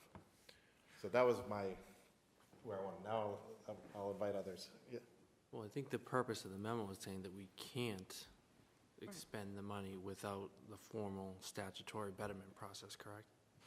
But we couldn't say we're gonna fill in the potholes and then send you a bill after. Can do under 6 assessment of costs is we can do it and then charge them for it. Well, I suppose, so, I'm sorry, Mr. Chairman, thank you. What the betterment bylaw, it reads in its entirety. So if folks want to avail themselves of a betterment, doesn't really matter whether the town does the work or not. Usually we don't, when we grant a betterment, we don't do the work. We don't do the work. Mm-hmm. We do offer some things at no cost in terms of usually the engineering department comes and helps say this is what needs to be done, or helps basically supervise a contractor. But I guess I'm not certain what's being asked for here. If what's being, okay. Yeah. Oh, in other words, I think, let's wait till we get there. Yeah. Diane. I don't think we should do that at all. Do what? Fill in the potholes on this street and get reimbursed for the costs. I agree. Number one. Number two, if we did do that, I'm just thinking of what people complain about now. You're planting trees, you don't have workers to water, or you're doing this, you don't have workers, to water it, and we don't. And we're facing an operating override that we're hopefully, if residents are generous enough to pass it, we're hoping to maintain what we have. I believe the spirit of we may fill in a pothole falls more under if one of our police fire chiefs told us it's impassable, we can't get an ambulance down there, we can't get a truck down there, something vis-a-vis that. And I don't know if the manager would want to speak that if we started filling in potholes on all the private ways, if that's something that would send Mike Rademacher screaming into the woods up by Audison, or, I think this is a dangerous precedent to do this. Can you, Mr. Chairman? So I can give a two-part answer. One, just the general filling of potholes on private ways is something that I would object to, and I know Mike Rademacher would object to. However, as the board may recall, there were amendments made to the private way bylaw this year, which specifically called out the process that I think Mr. Griffin was just mentioning, that if there were public safety or emergency vehicle access concerns, then we would come in and fix those potholes or make temporary repairs, so to speak. The only caveat to that being, there is an end line to that. Temporary repairs are just that, they're temporary. They're not going to last forever. So given everything that's been said to date, at some point there will need to be a permanent plan or an acceptance of reality by the abutters that the private way is either going to be impassable or nearly that, or will need to be improved via the betterment process. I hope that answered your question. Well, You know, the same arguments that I made last time, and every private way resident would be in here. But we did ask, did fire and police look at this particular in terms of safety? Did you say that already had been done? No, I said that Mike Rademacher went down and did want to defer to public safety. I waited until Doug had finished his analysis before we asked him to do that. We can still do that. And the residents can still petition under the new bylaw. I think, so in my mind, we've got a petition, and I think we should be making a motion, if anyone's ready to get there. I'd like to move no action. Second. Okay. We have a motion and we have a second.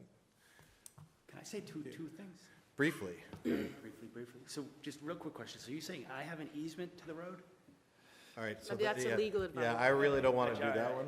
And the second thing is, just two, I think, corrections, but maybe I'm wrong. There's actually 5 criteria. It's not, you kind of implied that there was 1 criteria, safety vehicles or no safety vehicles. There's actually A, B, C, D, E, so that's 5 criteria to consider. And then final thing is, and again, thank you so much for all your time, the board shall consider these items, and the board shall consider this. So it's, that's it. Thank you. Yeah, so I will say, so just to clarify, I think, Doug, so what it is that Mr. Chapdelain's referring to the amended version, which actually isn't in swing yet. And so we're using, and so the version, the text that he's reading in 5. And I will just point out that criteria number 5 is such other considerations that the board deems appropriate, which I think you did hear from the board this evening about why we're making the choice that we're making. I'm sorry, Mr. Chairman, I just want to make sure, and I apologize for this, I just want to make sure I understand what's going on. They're applying for a betterment, but to my understanding, you're applying for a betterment that you don't want to pay an assessment of costs on, is that correct? We're taking full advantage of this bylaw here. We want the potholes filled, please. Open to any discussion. I'm not sure how it works. So I'd say, I think, we're going to take a vote. We're going to, reading body language and what people said, we're going to say no. Then what I would recommend that you and your neighbors do is you sit down and you talk about what the long-term plan for the road is. And some private way owners choose to have a very difficult and to navigate road that they drive very slowly on or develop alternate means. Others choose to put it out to bid and then just pay it out front out of their own pocket. And other neighbors choose to put it out to bid and then put it through a betterment process where we put that on, where 2/3 of the people vote and we put it on the tax process. So I understand that you've got potholes. If I had them on my street, I would be distressed as well. I think it's on the neighbors to decide the choices between those 3. Very brief comment. Yeah. I think sometimes with work like this, people think it's an extraordinary cost. I recommend you guys, the neighbors, get together and just put it out to bid for the potholes. You don't have to get the work done. Yeah. And I think that the neighbors will actually be surprised that the per household cost actually isn't that extreme. And that's just a temporary repair, but I would recommend that you guys do that first. I appreciate that. All right. Any further discussion? All those in favor of Mrs. Mahan's motion, second by Mr. Curo, to deny the petition, please say aye. Aye. All those opposed? 5-0. Thank you very much. Thank you very much for your time. Hey, good to see you. Adam, fiscal year 2019 water and sewer rate increase. Thank you, Mr. Chairman.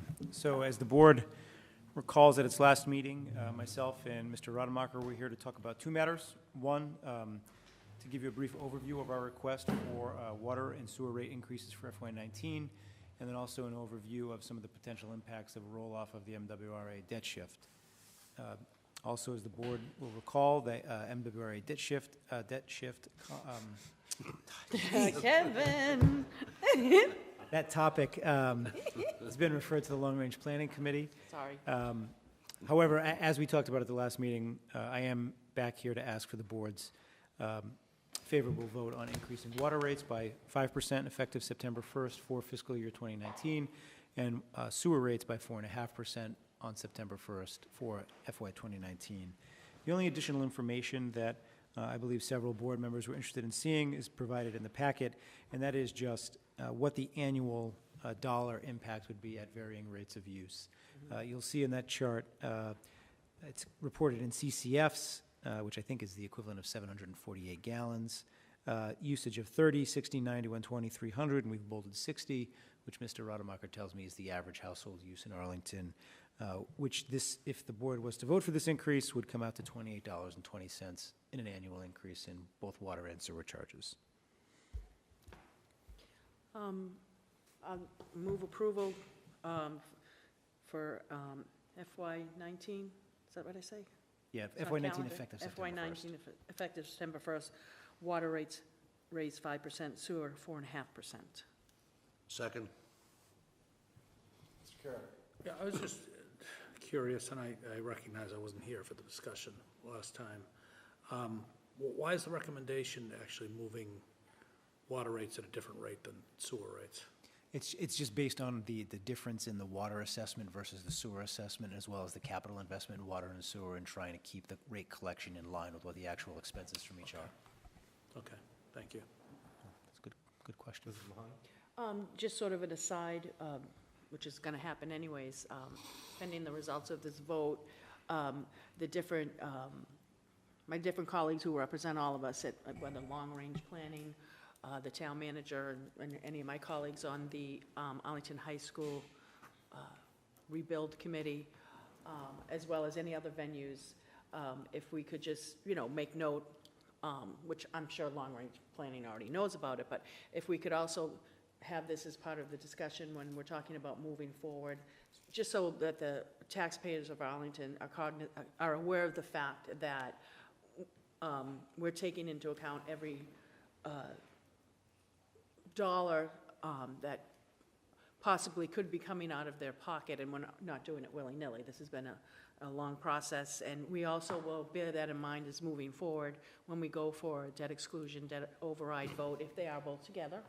That's premature. There's no vote before us right now. So, and of course, I'll do the same in whatever appropriate venue that, as well as I want to thank the manager and the chair for providing with the chart in terms of the $28 and incrementally higher, depending on water usage, what this means to you. And I just think that's good information for all those other committees to have, so that people don't think, oh, my water bill's going $950 more a year, or whatever. But thank you. Thank you. Questions, discussion? Motion by Mrs. Mahan, second by Mr. Greeley. All those in favor, please say aye. Aye. Next, formation approval of mission and membership of Clean Energy Future Committee. Thank you, Mr. Chairman. So I had mentioned this to the board, I believe, 2 meetings ago in regards to talking about a grant application we were planning to submit for net zero future planning, or net zero energy planning, and that we had been desirous of coming before the board to ask them to establish this more formal committee to really formalize the work that the Energy Working Group has been doing for the better part of the last decade. So really led by Ken Pruitt, who's here tonight, the town's energy manager. He wanted to come and hear the discussion and answer any questions you might have. We have worked all of what you have before you through the Energy Working Group. We had a couple different iterations of the language and the mission and the membership, and everybody agreed with what we've put before you tonight. We're asking the board to vote and create a Clean Energy Future Committee. We very specifically decided to name it, or suggest naming it that, because we figured that most people wouldn't know what net zero meant. Maybe they thought it was a late 90s internet service provider. But we thought that Clean Energy Future was a very easy and understandable name for this committee and the work that we'll be doing. It's a pretty broad membership, and I think just for the benefit of those watching at home, if the board were entertained, I'd just like to read through it very quickly. We're looking for one representative from the Board of Selectmen, a representative from Arlington Public Schools, representative from the Planning Department, representative from Public Works, a member of the Transportation Advisory Committee, or the hopefully soon-to-be-hired town's transportation planner, the town manager, the energy manager, 4 at-large representatives appointed by the town manager subject to the approval of the Board of Selectmen, 2 town meeting members to be appointed by the moderator, 1 representative from the local business community, and 1 representative from the building and construction sector. Also, for the benefit of people watching from home, I'd just like to read what we want the mission of this committee to be. The mission of the Clean Energy Future Committee is to guide the town of Arlington to a future where by 2050, net emissions of carbon dioxide and other greenhouse gas emissions attributable to all sources in town are zero. The committee shall identify short and long-term energy goals, facilitate research studies, projects, and collaborations, enlist the support of residents and businesses, recommend changes to laws and regulations, seek state and local funding, and take any other actions necessary for Arlington to achieve net zero carbon emissions by 2050. So again, I think this really builds on excellent work that's been done by town staff and residents over the better part of the past decade, becoming a green community, making investments in renewable energy, energy efficiency, trying to green the fleet. This takes this out of the working group format, makes it very public. We'll definitely do public engagement, civic engagement as part of this group, and I think it ties in well with goals that this board has set and goals the board has agreed to in authorizing joining the Metro Mayors Coalition last year. So I'd be happy to answer any questions the board might have.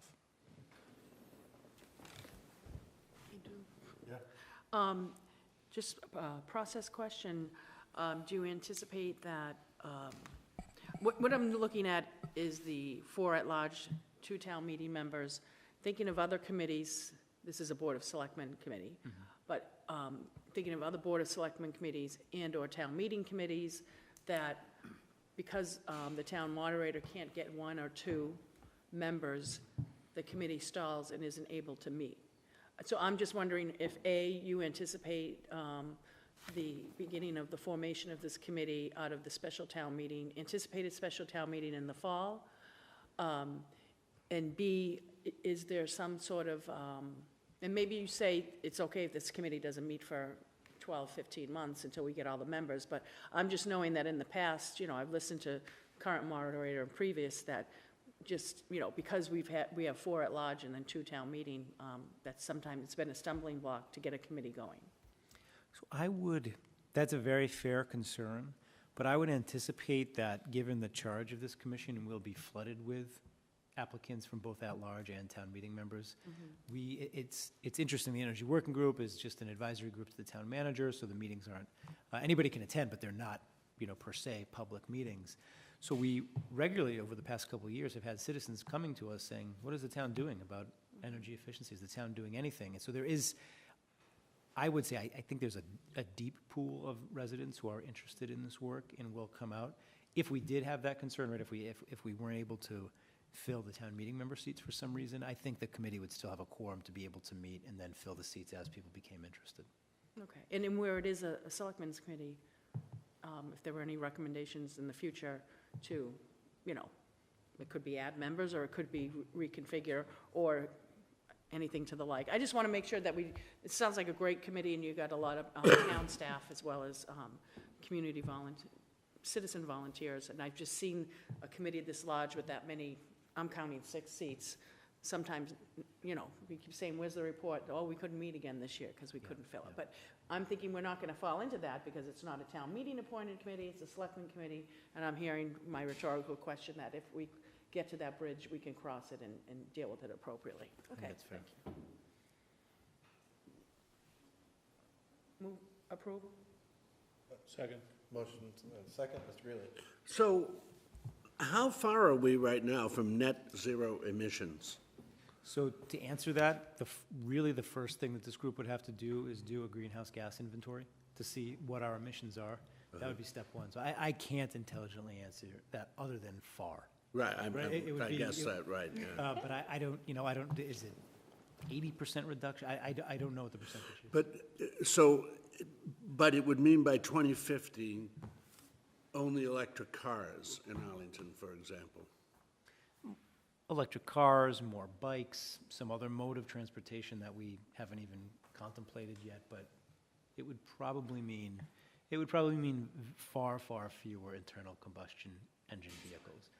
That said, the whole concept of net zero doesn't mean no emissions. It just means that you are either you've eliminated emissions or you are offsetting emissions with the renewable energy production that you're making somewhere else.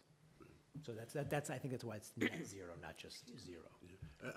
I'm agreeing with this. I'm just wondering if it's even possible. I'm just, so wouldn't there have to be fines against people that won't get rid of the gas guzzling cars or whatever? Yeah, I mean, you know what I mean? Won't we have to have So I guess I would say in general. energy police?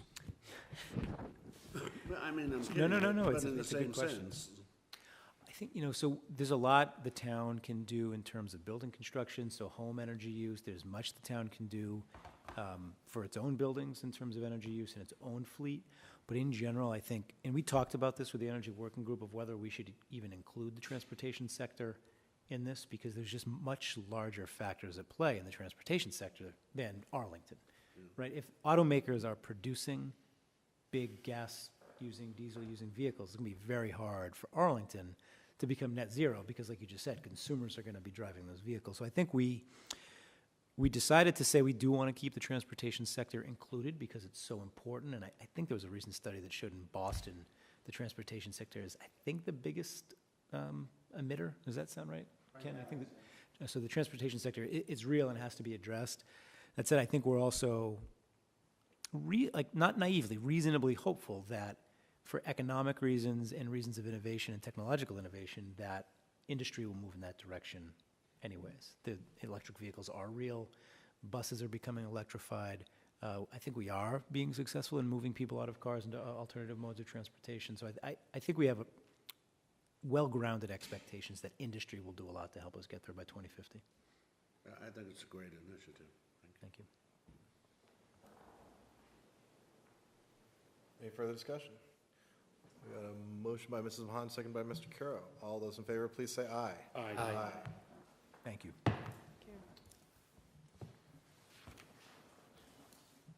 Selectmen Awards Committee, Mr. Greeley. So, thank you, Mr. Chairman.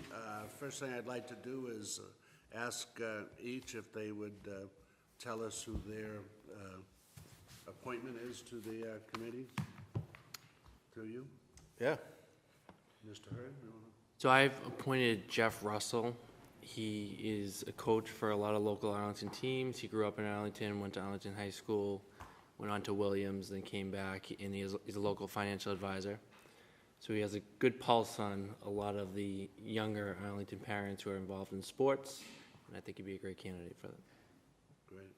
Mr. Curo? My appointment is Elaine Shea, who's very involved in Arlington First Step, and was herself just recently honored by the Rotary Club, I know, with one of their awards this past year, and really has a finger on the pulse of the town. I think will be an excellent member of this committee, and is excited about it. Kate Leary. Kate is, she was really involved in the school override program. She's very involved in the PTO, and she's a town meeting member. You might remember her speech during the budget session about the PTO and the role and what the equity and inequity thereof. And I think that and she's also a really good writer. So, Yes, she is. I think she'll be a good member. Great, thank you. Ms. Mahan? Stranger to this committee, Clarissa Rowe, our former colleague, as well as, she's been on this side of the table in terms of the awards committee, and we all know every commission, committee, institution that she's involved with, whether it's historic conservation, as well as the Rebuild Arlington campaign. And I think this, from all our, I think it's going to be a far-reaching, widening range of people that obviously are going to be put forward. And mine is Jack Hurd, also former Not member that of this guy. committee. There's a tremendous amount of objection from a part of this board now. But Jack did this was also on this committee before, so I think that experience, as well as having been a member of the Board of Selectmen. But, you know, I'd like to recommend that with these names that we now, through Marie, ask Jack to call together a meeting of these five and meet with us at a subsequent meeting, probably early fall or whatever. And so now, you know, right, tentatively, we've talked about November 15th as an awards night, but that's not set in stone. Again, I'd like the committee's input on this. And, you know, however the committee would like to help us, that they are a recommending committee, We do or do not accept the recommendations. I mean, I believe we always have, and we may add to that. And there's 5 awards overall.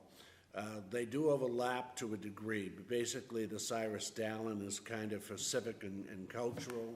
The Joseph P. Greeley is for an outstanding town employee or department. Any of these can be individual or group. The Robbins Award really as benefactors for the town, and there's a Good Citizen Award, and also the Samuel Wilson Award. So there's 5 different awards, can be individuals or can be groups. That's all I have on that, unless there's questions, or is that sound good to Second Mr. everybody? Gurley's motion to instruct Mr. Hurd to call the members of the 5 committees together for a meeting, and then through Mr. Gurley and the chair, have them come to our future meeting, select board meeting.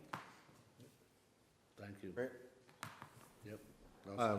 I'm definitely, and I'll just say that I really am thankful to these 5 volunteers, and I know I, at least personally, am ready to let them run with it a little bit, so they should not feel Agreed. like they have to come to us and wait, like, for us to agree. Like, they should take it and go.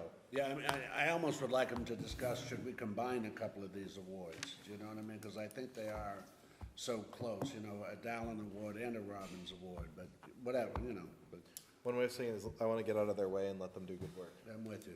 Okay. I agree. All right, any further discussion? All those in favor, please say aye. Aye. 5-0. Next up, future Board of Selectmen meeting.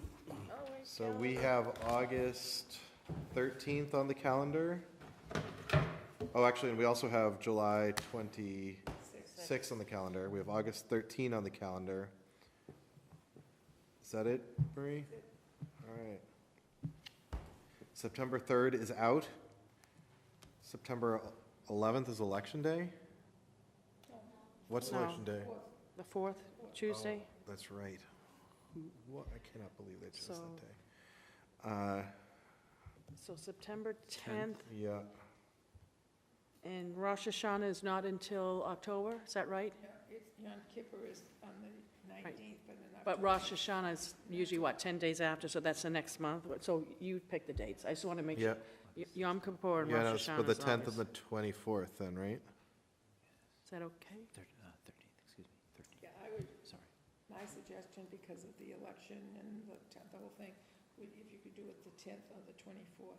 Yeah. Or the 10th and the 24th. Yeah. Right, yeah. Because the Monday after Town Day, Kevin knows that it's a no-no. Yes, definitely. I don't know how accurate my My iPhone calendar is, but it says September 10th is Rosh Hashanah. Yeah, mine does as well. Mine does as well. It is, okay. So we'll have to change that. I assume it's accurate. but- All right. So we could do the 17th, but that is a long, But we'd never be able to do it, not with Town Day. yeah, right. We'd have to. Well, can we do a different night? Yeah. Of the week of the I 10th? think we should probably. What if we, You could do it the 18th, I mean, it's not. or what do you think about like the 11th or the 12th? I'm just thinking we're going to be back from Labor Day. Yeah, 12 and 20, I'd like 12 and 24, but I don't know how you all schedules. Yeah. Out? Both work for me. I won't be here on the 24th. Me and Sandy will be in the ACMi conference, but feel free to meet. We can move forward. Okay. yeah. Jim Feeney would not have it. So I think I'm saying September 12th and September 24th. Yes. That works. And then 2 weeks after that is the 8th, which is Columbus Day. Right. Yeah, this is harder than you'd think. What are people's preferences? And I'll just say I can't do the 29th of October. So if we can't do the 8th, and I'd prefer not to do the 29th. Does that mean like 1st and 22nd, 1st and 15th, something like that? I kind of think flexibility to, you know, maybe the 3rd and the 15th or something like that, you know. Why not the 1st? We go Wednesdays. No? Yeah. Does Monday the 1st not work? It's just 1 week after. It's just 1 week after Oh, the I see. 24th. Oh, and so's the 3rd then. Yeah. The first is a bit of a problem. Yeah, so then do you want to, how do people feel about Mr. Greeley, October 10th? 10 and 22, is that what you're saying? Well, I don't know. That seems like an important day in my Can Mr. calendar. Greeley work on October 10th? It'll be my 68th birthday, but I think I I could worked on probably my get- birthday. That's all right. 22nd is my birthday, Wait so a weekend. we'll draw. All right, I think I worked on my birthday once. so 10 and 22? Yeah, I think, is that, It's fine. all right. I'll I bring will you a be- cupcake, I okay? will be coming in drunk, is that? Yeah, that's okay. Is that allowed? Oh, shouldn't even- There used to be a drawer for that, but shouldn't not even- anymore. exactly. I know. November 5th is the day before elections. Probably not a great day. No, and that's, wait a minute, that's all right, we're gonna have early voting, but that doesn't have anything to do and with me, but I can have access, so that's all right. then November 12th is Veterans. Veterans Day. Man, We're gonna have a lot of Wednesday meetings, it Yeah. almost looks like. 7 14 and 26? sorry, what was that you suggested? 14 and 26, or another Wednesday. Is 26 right before Thanksgiving? It's after. After? Okay. That's fine. 14, 26 will be at 5. Thanksgiving's the 22nd. The 14th is 3 weeks, or it's 2.5 weeks after. So yeah, I guess you're right. That makes it good. And we could always add a meeting. Yep, yep. We're gonna the throw chair everyone can, I off. They're should gonna say. think we're now a Wednesday, I know. a Wednesday group. We 14. may have, excuse me, but Adam, we may have a special town meeting in November. Yeah, so that would be on a Monday night, but we can. We'll have to deal, yeah. Yeah, we'll cross that bridge when we get there. Or a Wednesday night, and then we meet an hour before or something. yeah. Yep. Then December 10th. And December 17th. That's fine. That Yeah, will it's be, fine, Christmas. All right, and then do we want to carry one more into, I don't have any, I don't have January. Wait, December, I'm sorry, was 10 and 17? yeah, Okay. so that gives us one real meeting and one abbreviated meeting, I think. And then January 7th is the first Monday. Yeah, Instead of January. maybe. Yeah, let's say January 7th, which is the first Monday. Out of people, is that okay? Yeah, yeah. And then, a question, Mr. Yep. Chairman, I know, I think, is it 60 days? I just want to make sure we have a selectmen's meeting, or if we have to do it sooner than that, but I know we have to open the warrant. Is it for 60 days now? Is it, opening of the warrant, is it 30 or 60 days? Until it don't we open it usually the first meeting in December and it closes at the end of January? Right, exactly. So the dates that we have, We'll work out fine with that. well, what I'm saying is, we're not going to have the first meeting till December 10th? Does that, Can have it from December 10th, and we leave it to the end of January. Last time we. or we can do it Or at the we can- January, I mean, November November 26th 26th. meeting? Yeah, I Okay, think that's it- fine, I I'm think sorry, I'm November worrying 26th. about something I shouldn't worry. Okay, thank you. Okay, so September 12th, September 24th, October 10th, October 22nd, November 14th, November 26th, December 10, December 17, January 7. All right. Correspondence received. Move receipt? Motion from Mrs. Mahan. Second. I sat down with Mr. Pacone Friday morning, had coffee with him. Oh, good. We agreed it's a hard problem. Yeah. I did not go, and I hadn't read Mr. Sanbonmatsu's at that point, but I think that one of the things that I want to, I'm taking this myself as a homework assignment, I think, is looking at some of the towns and cities that he compared Arlington to and looking at what their revenue from parking is and what the cost of those parking programs, because I know I have looked at that in the past, and it's really a lot of money, more than, but yeah, it's a challenge. So we have a motion with receipt. Is there any discussion or specific referral? No, I mean, it's also emails I responded to. Okay. And they were talking about, you know, I was telling them how it had been voted down 3 times already, but I forget which one, I think it was John, is thinking of doing a ballot initiative. Did he mention that to you? Josh didn't, I spoke to Josh, and he did Oh, not specifically okay. mention that, no. Yeah. It would be unusual for someone to speak on correspondence received, but if you, Well, it's if that would be, not the norm, I'm happy to sit down. Why don't you talk to us about it later? We'll be happy to talk, go for it. All right, we have a motion to second. All those in favor, please say aye. Aye. New business, Mrs. Kropalka. I don't have anything other than, you're going to be meeting on the 26th, but now we'll meet like 15 minutes before, whatever, but I'll talk to you before then. That's it. I just want to thank our representative, Sean Garbely, and his staff member, Derek Keenan, as well as the House legal staff, who have been working very hard on our special legislation. Obviously, we put together a lot of special legislation. It was a little bit more complex this year, and they've been trying to consolidate some of those bills to the extent that they can. So thank you to those folks. I have no new business. Mr. Greeley. What? Caught you. Caught me off guard. Sorry, I was putting the dates in. I just have one piece of new business. I guess it's at least 5 years now. There's a number of citizens and businesses in this town that have adopted islands throughout the town. And my brother Brian had adopted an island, and I've been trying to improve it ever since, God rest his soul.